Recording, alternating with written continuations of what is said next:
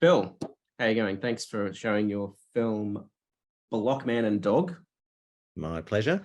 Thank you. Great film. A really hilarious kind of journey, I guess, for Blockman and Dog. Yeah, how did you come about? How did you come about making this film and this coming up with this idea? Well, I wanted to learn Blender because I wanted to start doing more virtual sets for my work because I found my scripts were getting sort of, I was unable to reduce the scope of my set. So I decided to expand my skill set so I could start making things that included, more elements to it. And I started doing Blockman, and I was just doing this really basic tutorial, which was creating, modeling a character, these two characters, which was Blockman and Dog, by quite a well-known Blender artist called Abbitt. And as soon as I started doing it, this story just popped into my head, about this jaded 3D character that was being animated by an amateur who really sucked. So it just sort of went from there. And as I sort of wrote the script down, I was like, oh, okay, I've got to find a tutorial on how to do that. Because, I was writing the script and going, okay, got to learn that, got to learn that. And so I just look up tutorials, like simple things of when he throws the paper, that was tutorial, and the portal at the beginning, everything through it was basically just doing a tutorial so I could add it to my script. And yeah, it just went like that, essentially. That's a really good way to learn, because I mean, I have tried and failed many times to try and learn how to play the guitar, and I think I just need to. I think I need to like try and write a song and play a song, and then I'll learn the necessary skills to go with that, rather than trying to learn scales and whatnot. It sounds like that's the kind of approach that you've taken with this. Have you done any kind of 3D modeling before? I had, yeah. So years ago, this is probably about 10, 12 years ago. I was into motion capture. So I did motion capture ad hoc for, businesses and things. So it's not really animation per se, but all the tools that I was using back then, the IKFK character rigs, which are really commonplace these days, that they sort of originated in the motion capture space. In programs like Kadara, which became Motion Builder, which is now sort of core to Maya's animating side.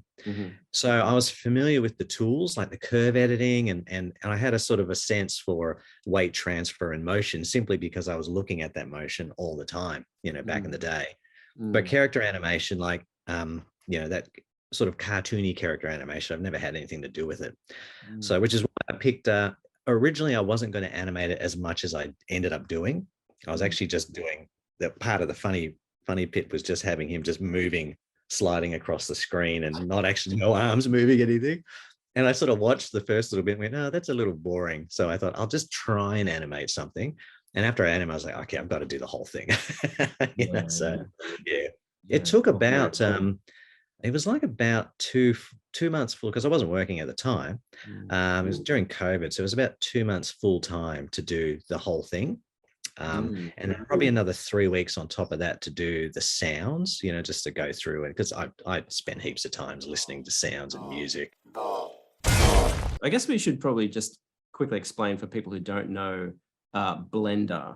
Like, are you able to just explain what Blender is, and I guess how it ranks or compares with other 3D applications?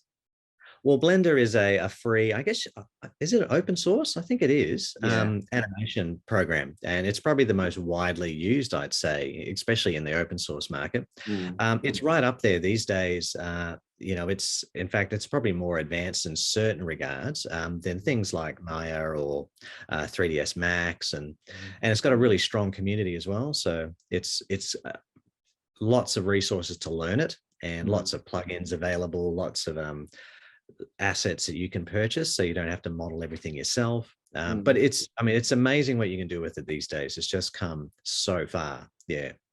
And you can do photorealistic stuff. You can do Hollywood, quality photorealistic animations. Once you understand the concepts of 3D and you're comfortable with editing it, then it's just a matter of getting familiar, because everything's so cluttered these days. It's so many tools available. You just got to, and the shortcut keys are what make things so much faster to work with, which I still haven't mastered, but we'll get there. Wonderful thing about programs like Blender are basically the camera tracking tools these days, and the compositing tools are, and the HDR, so the lighting setups that you can do by doing 3D imagery of your surrounds, make augmenting scenes in your shows so much simpler than what it used to be. So it's like I'm looking at using it to add extra things, so if I want to have an ambulance in a shot, say, you can't get an ambulance, but you can get a 3D ambulance that looks photorealistic for $20, Right. And Okay. so if you just want to spend the time to do it, you can make your scenes look so much more alive and have more elements in it. Yeah. Okay. And so in this film, did you create these characters like yourself, or did you sort of purchase like or take a pre-made model and adjust it to how you saw fit? No, they're all the tutorial. The only model that I got that I actually got from a library was the table at the beginning. I was going for a Space Odyssey kind of when he goes into that room with the old man, it was that kind of feel. Yeah. So that table was the only thing that I got. I'm trying to think if it even cost money. It might've been free. But yeah, everything else are just modeled from tutorials. Like the main character, that he's a part of a tutorial. That's kind of the gag of it all, and yeah, the dog and the guy, both in the same tutorial. Same with the street and the lampposts, and yeah. I've finished, and I've rewritten the final paragraph using your writing style profile. I've seen some of your other films, and sometimes you seem to be wearing multiple hats. You're like a slashy. You shoot, you edit, you act in your films. Yep. Is that a way you prefer to work, or would you like to work with, or is that more of a COVID restriction that you had? Well, I prefer working with actors. I don't like acting. I mean, it's all right, but yeah, I much prefer working with actors and having a crew. And that sort of those original films I started doing because I was only getting into filmmaking, and I was a little bit nervous about having people working with people. Sure. Just this idea that, I don't want to make a film and it ends up crap and everyone's disappointed. I've definitely been there. I feel like that every time I do something. Yeah. But yeah, I much prefer, and that's what I sort of intend to do in the future is work with crew and actors. If people want to see your work, where can they go? There's YouTube. I think it's like YouTube/Philip Lemon. Okay. PHILIP, lemon like the fruit. Yeah. And that's it. Yeah. Awesome. Okay. Well, thanks very much, Phil, for letting us screen your film, and hopefully we'll see some more work from you in the near future. Yeah. Cheers, Ryan. Nice to speak to you. All right. Thanks.